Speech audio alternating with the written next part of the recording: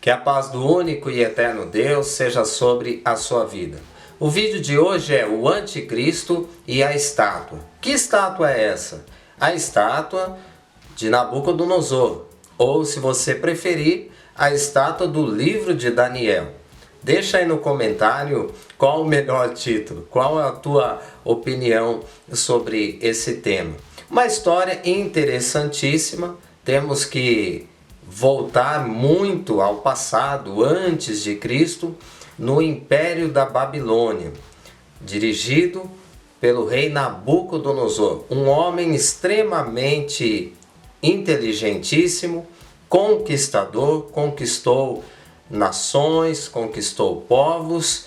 Israel já não existia, existia só a Judá, onde a sede era Jerusalém, existiam outras cidades. Nabucodonosor foi lá e conquistou Judá, conquistou Jerusalém, destruiu o templo de Deus. Interessante que Jeremias falou que Deus ia usar a Nabucodonosor para destruir o templo, devido ao pecado do povo judeu. E Nabucodonosor levou os jovens sábios de Judá, assim como de outras nações, levou para a Babilônia para que eles aprendessem a cultura dos caldeus, a língua, o idioma, e fossem mais sábios, mais inteligentes ainda, pessoas diferentes. Todos os reis sábios, ele tinha sábios ao seu lado. E Nabucodonosor não era diferente. Só para a gente lembrar, Nabucodonosor fez uma das 7 maravilhas do mundo antigo, os jardins suspensos da Babilônia, o que era uma novidade para a época. Um imenso jardim em cima do palácio, uma coisa que era sobrenatural, dentre outras construções que ele fez. E uma coisa muito interessante é que Nabucodonosor não era um homem temente a Deus antes de conhecer a Daniel. Ele tinha sua própria religião, tinha os seus rituais, ele adorava a um Deus pagão. Mas mesmo assim, o nosso Deus, Criador dos céus e da terra, lhe deu um sonho espiritual. Lhe mostrou as coisas que iriam acontecer no futuro. Portanto, por incrível que pareça, Deus faz isso mesmo. Ele dá sonhos espirituais até para o ímpio. Ele mostra algumas coisas. Sim, e é verdade, eu conheço muitos ímpios que acabaram se convertendo por Deus revelar através de sonhos espirituais. Então, Nabucodonosor foi um destes. Claro, ele era imperador e por isso Deus mostrou o que iria acontecer. Através desse sonho, Nabucodonosor convocou a todos os sábios que ele tinha, feiticeiros, magos, astrólogos, para que revelasse o que ele sonhou e desse ainda a interpretação do sonho. Um pouquinho diferente da história de José lá no Egito, onde Faraó contava o que ele sonhou e tinham que interpretar o sonho. Nesse caso aqui, o Nabucodonosor ele não quis contar para ninguém o que ele sonhou. E os magos tinham que descobrir. Como ninguém descobriu, a sentença foi a morte. Quando Daniel ouviu essa história, ele chamou os seus 3 amigos, que nós conhecemos mais nas pregações como Sadraque, Mesaque e Abednego, é o nome que eles receberam da Babilônia.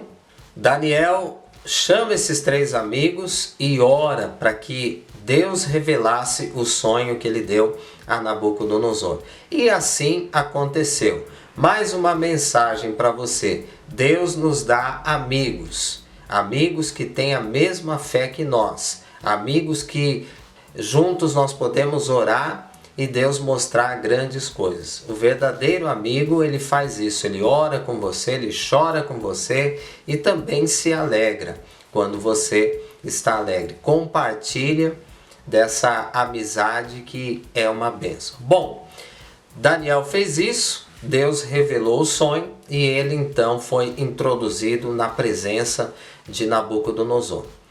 Vamos ao sonho. Nabucodonosor ele tem o sonho de uma estátua enorme, imensa, de aparência terrível. Pela internet nós temos várias figuras ilustrativas. O rosto que aparece é semelhante aos sumérios e também aos caldeus. Então é essa aparência que nós vamos encontrar na internet. Nessa estátua, a sua cabeça era de ouro, os braços e o peito de prata, o ventre e os quadris de bronze, algumas bíblias está cobre, as pernas de ferro, os pés, parte de ferro e parte de barro. O interessante é que de repente aparece uma pedra, só diz que ela foi cortada sem o auxílio das mãos, e ela vai em direção à estátua e acerta os pés da estátua. E acertando os pés, a estátua cai, ela é esmiuçada, porque diz que ficaram como a palha. Todo o material que tinha, o bronze, o ouro, a prata, foi tudo esmiuçado. Essa pedra prevaleceu e depois disso ela se torna numa grande montanha. Vamos agora à interpretação dessa estátua. A própria Bíblia já dá a interpretação. No versículo 38 ela revela que a cabeça de ouro era o reino de Nabucodonosor. Após isso, viria um reino inferior ao dele, reino de prata. Esse reino é o reino da Média Pérsia, dois povos que se uniram, vamos chamar reino da Pérsia.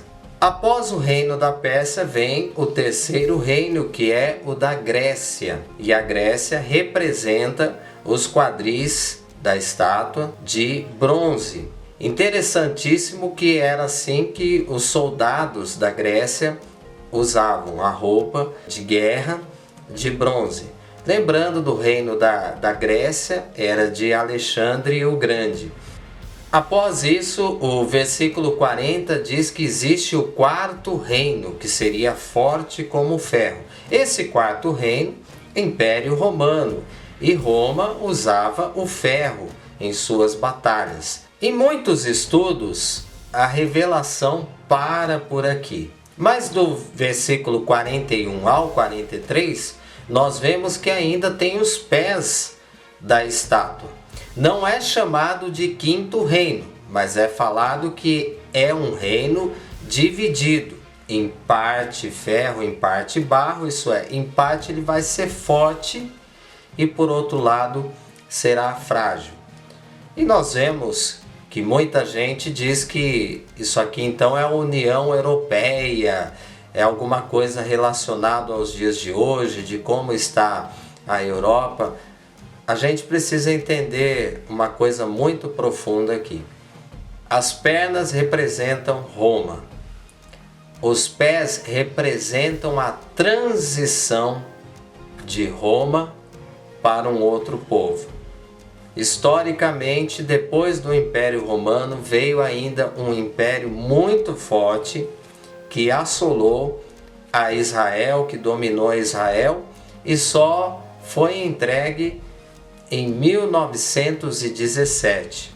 Isto é, há apenas um século atrás. Este império é o turco-otomano. E se você pesquisar bem de onde surgiu o povo turco, você vai ver que era exatamente do antigo Império Romano. Claro, a história é muito longa, tem que desenrolar muita coisa aqui, mas se você for a fundo, você vai perceber isso. O Império Romano, qual era a sua capital? Roma. Mas a partir do momento que ele foi modificando, quando chegou em Constantino, ele pegou uma cidade antiga chamada Bizâncio e transformou na sua capital, Constantinopla. Mas olha que interessante, o povo chamava essa cidade de Roma.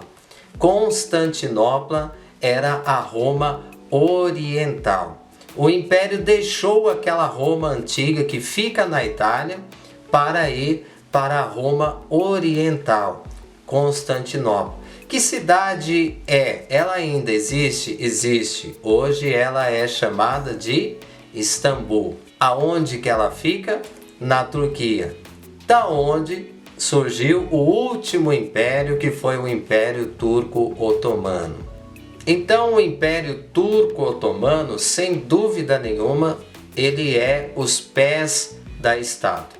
Metade ferro, porque eles têm a raiz da Roma antiga, do Império Romano Antigo, melhor dizendo, e eles têm o barro, que é a religião do deserto, o Islã. No versículo 43 diz que o barro e o ferro não se misturam. Claro que isso nós estamos falando a partir do momento que eles são sólidos, porque cientificamente falando, o ferro é um dos elementos que está dentro do barro. Inclusive, isso aqui tem a ver com a criação do homem. Mas o texto aqui diz que eles não se misturam. Isto é, interpretando a revelação da profecia, é um povo antigo, que vem da descendência dos romanos, mas com a nova religião, a religião do Islã, a religião do deserto. Hoje nós estamos estudando apenas a estátua do livro de Daniel, fazendo a ligação com o anticristo, sem mencionar outros textos da Bíblia ou outros livros. Mas no livro do Apocalipse diz que o anticristo será ferido de morte e ele vai sarar. Nada mais é do que o império que aparentemente morreu, que é o Império Turco-Otomano, mas ele está a ponto de voltar. Por exemplo, o seu líder de hoje, eu estou gravando aqui em maio de 2019, o seu líder é o Erdogan. Você acompanha as notícias do Erdogan, as coisas que ele quer fazer? Uma das coisas é restaurar o Império Turco-Otomano. Se ele não conseguir, provavelmente o seu sucessor conseguirá. Bom, e o mais importante desse sonho é que a pedra veio e atacou exatamente os pés. Por que os pés? Sim, em parte ferro, em parte barro. E eu estou esquecendo de uma coisa importante. Guarda aí, porque nos próximos vídeos, quando a gente vê sobre a besta, quando a gente vê sobre a fera, que está tanto no livro de Daniel quanto também no Apocalipse, nós vamos ver que tem 10 reinos ali. Então, só para comparar, os pés, quantos dedos eles têm? 5 em cada um dos pés, 10 no total. 10 reinos, ok? Guarda isso aí para os próximos vídeos. Agora o interessante é que essa pedra vai e ela acerta o pé. E do pé ela derruba todos os outros reinos. A interpretação agora começa a ficar mais fácil. Com quem que Jesus vai guerrear pessoalmente? Com o anticristo e o seu império. E com isso ele destrói e domina sobre todos os impérios anteriores. Jesus não lutou com a Babilônia, não lutou com a Grécia, mas vai lutar com o império do anticristo. Vai vencer e vai dominar. Como que a gente sabe que essa pedra é Jesus? Vamos lá para o versículo 44.